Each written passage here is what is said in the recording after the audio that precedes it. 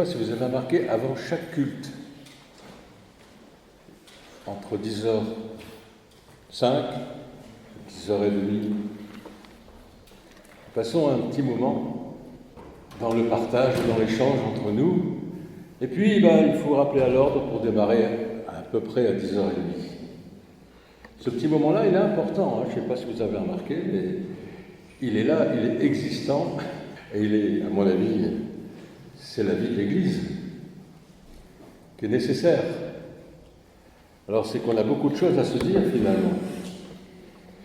Et je crois que nous n'en rendons pas toujours compte, mais il y a de la vie, ça bouge.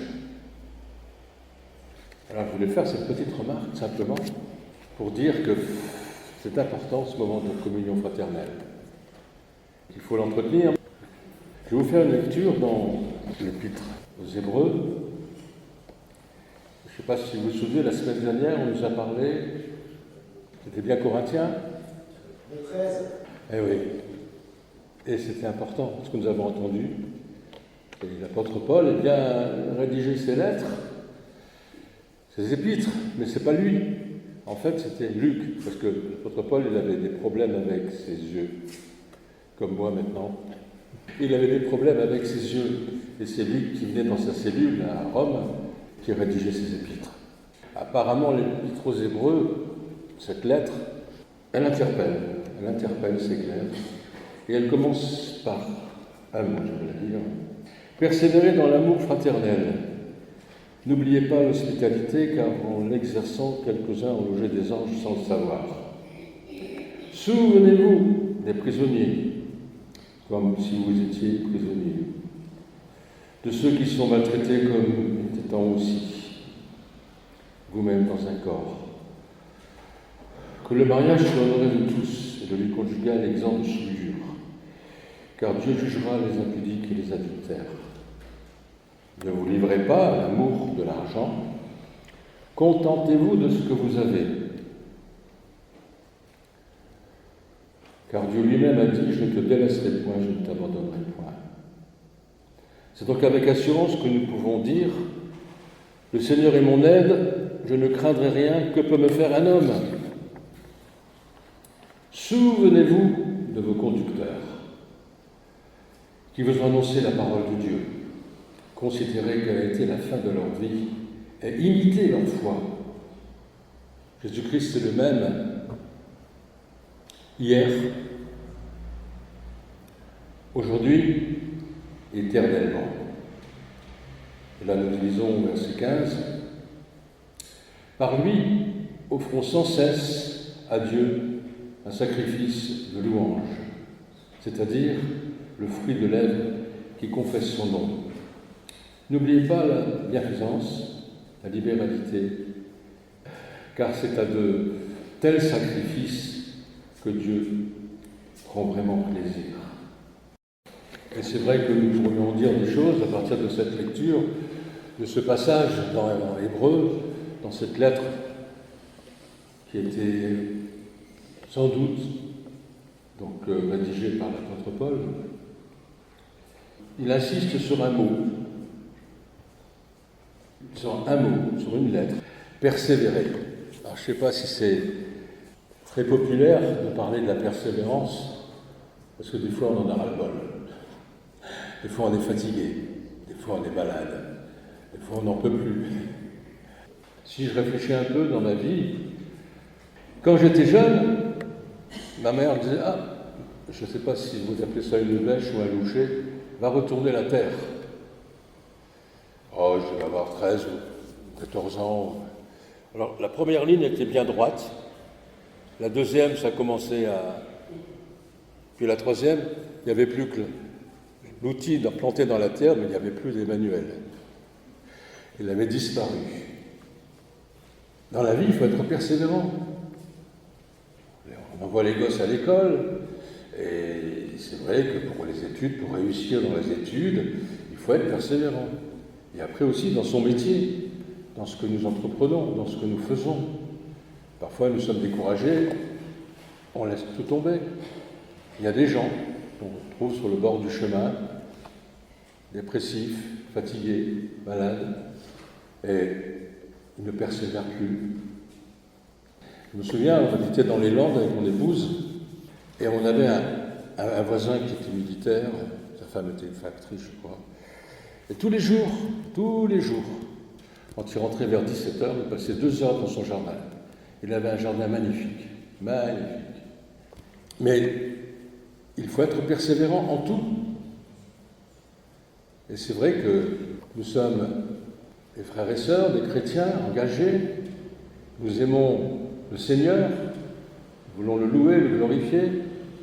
Pour le groupe de chant, il faut persévérer. Il faut répéter tous les vendredis, c'est ça. Et puis, on refait les mêmes choses. Et il faut continuer. Et dans tout ce que nous entreprenons, il faut faire un effort. J'ai pas envie aujourd'hui. Non, j'ai pas envie. Non, je vais pas au culte. Ah non, j'ai pas envie. Ça, je fais pas. C'est vrai que je reconnais que je ne suis pas très persévérant ces temps-ci. Je ne dis pas que j'ai envie, non, c'est pas parce que j'ai envie ou pas envie. Mais trop souvent, c'est un peu ce qui se passe en nous. On se dit que j'ai pas envie de faire ça. Alors on ne le fait pas.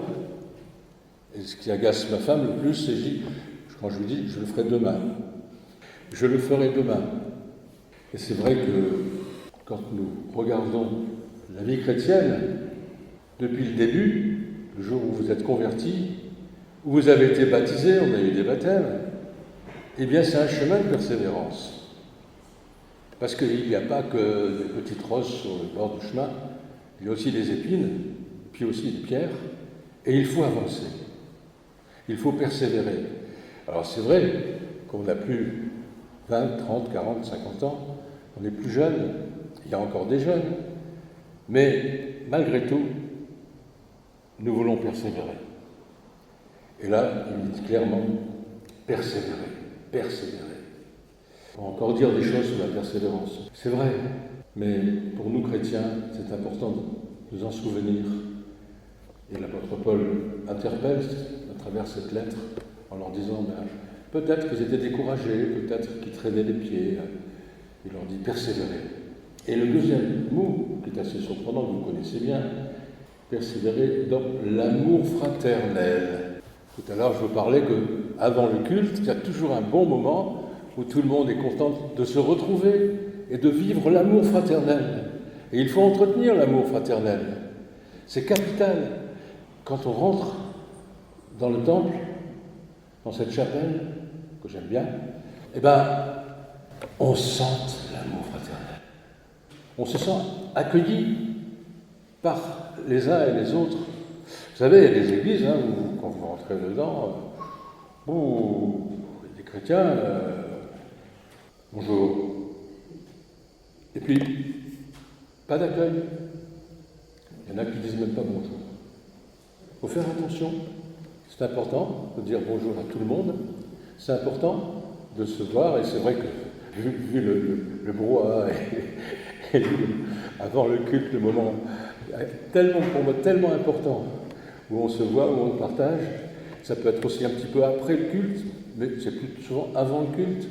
Ce moment-là est important, de développer l'accueil, ne pas laisser quelqu'un sur le côté, ne pas laisser quelqu'un tout seul, ne pas laisser quelqu'un sans aller le saluer.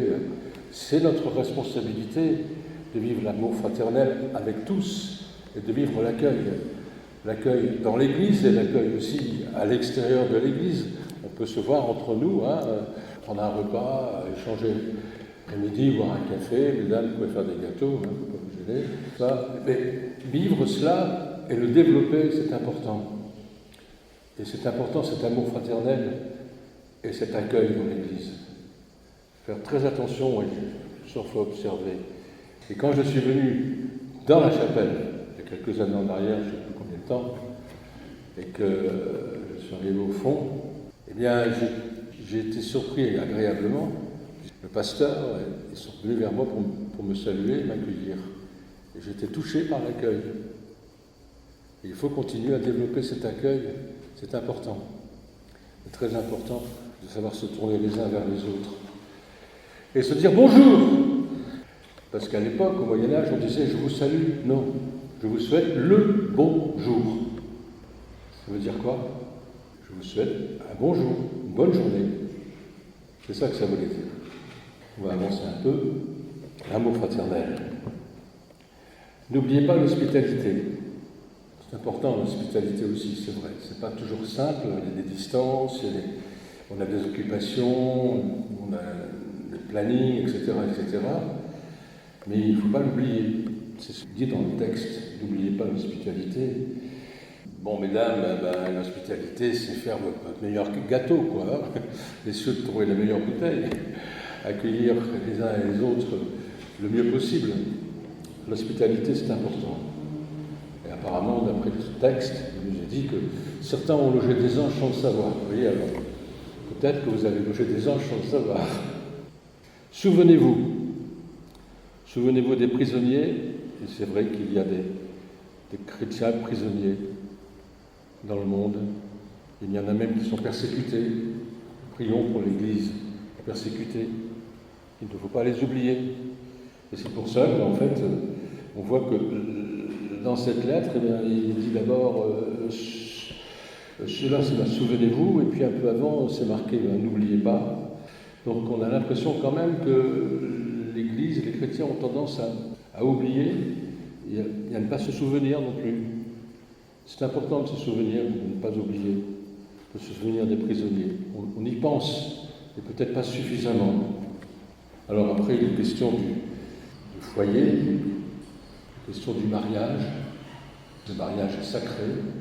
Et là, l'apôtre Paul est clair en disant tout simplement que les impudiques et les adultères, le Seigneur les juge. Il est dit aussi, ne vous livrez pas à l'amour de l'argent. Avoir de l'argent, ce n'est pas un problème du tout. Le problème, c'est l'amour de l'argent. Ayez de l'argent, mais n'ayez pas l'amour de l'argent. Le Seigneur est notre aide, il est notre secours. Et c'est vrai qu'il nous soutient. À travers toute notre vie, nous pouvons voir l'intervention de Dieu dans certaines situations. Avec mon épouse, on a eu l'occasion de le voir plusieurs fois. Et vous aussi, vous avez dû le voir à certaines reprises, intervenir le Seigneur dans votre vie. Le Seigneur est notre secours et notre aide.